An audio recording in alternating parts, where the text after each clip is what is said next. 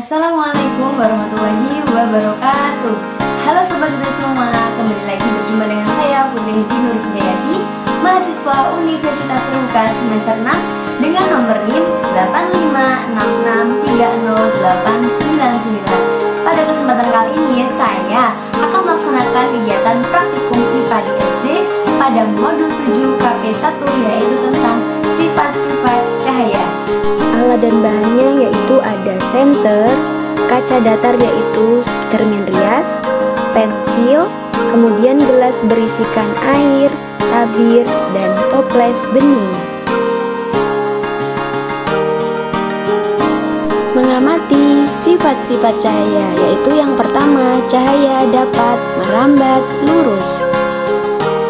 2. Cahaya dapat dipantulkan. Ketiga, cahaya dapat dibiaskan. Dan yang keempat, cahaya dapat menembus benda bening. Pada percobaan yang saya lakukan, cahaya dikatakan merambat lurus karena saat melewati lubang kecil, bekas cahaya akan membentuk garis lurus di belakangnya. Hal tersebut terbukti saat saya melakukan percobaan pada kardus bekas yang telah saya lubangi, yang mana pada bagian belakang lubang telah ada tabirnya. Kemudian senter diarahkan pada lubang tersebut. Ternyata yang terlihat cahaya terbentuk garis lurus di belakang lubang ke layar. Cahaya tidak berbelok sendiri, jadi saat melalui celah kecil, cahaya hanya bisa lewat jika berada segaris dengan lubang tersebut. Percobaan ini membuktikan bahwa cahaya merambat lurus dan tidak menyebar ke segala arah saat melalui ruang sempit.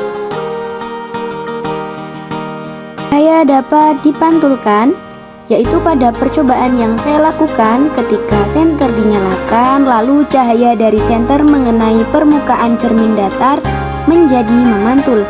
Peristiwa ini disebut pemantulan cahaya. Pada permukaan cermin yang rata, cahaya akan dipantulkan dengan arah yang sesuai. Cahaya dapat dipantulkan jika mengenai permukaan yang licin dan mengkilat seperti cermin. Inilah yang membuat kita bisa melihat bayangan di cermin.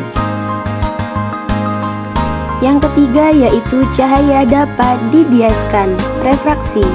Pembiasan terjadi saat cahaya berpindah dari satu medium ke medium lain yang kerapatannya berbeda, sehingga cahaya berubah arah. Seperti percobaan yang saya lakukan melalui sebuah pensil yang saya masukkan ke dalam gelas berisikan air. Pensil akan terlihat seperti bengkok dan patah di permukaan air. Cahaya berasal dari pensil melewati dua zat berbeda, dari air ke kaca lalu ke udara sebelum sampai ke mata kita. Karena air dan udara memiliki kerapatan yang berbeda, cahaya akan membelok saat melewati batas antara dua medium tersebut. Akibatnya, bayangan pensil tampak tidak lurus seperti patah atau bengkok. Oleh karena itu, cahaya yang dibiaskan membuat posisi bayangan terlihat tidak sama dengan posisi aslinya. Yang keempat yaitu cahaya dapat menembus pada benda bening. Pada praktikum ini saya menggunakan toples bening sebagai medianya. Jadi contoh benda bening itu bisa kita gunakan toples plastik bening atau kaca atau mika transparan. Nah, dalam praktikum ini saya menggunakan toples beningnya. Pada percobaan yang saya lakukan, ketika senter yang saya nyalakan, saya arahkan ke toples, ternyata cahaya dari senter bisa menembus toples dan terlihat di sisi lain. Kenapa cahaya bisa menembus? Karena toples bening memiliki sifat transparan, maka cahaya bisa melewati permukaan tanpa dihambat banyak. Ini sebabnya bagian dalam toples tetap bisa terlihat dari luar saat ada cahaya. Artinya, cahaya dapat menembus benda bening karena tidak banyak cahaya yang dipantulkan atau diserap oleh benda tersebut. Benda bening membiarkan sebagian besar cahaya lewat.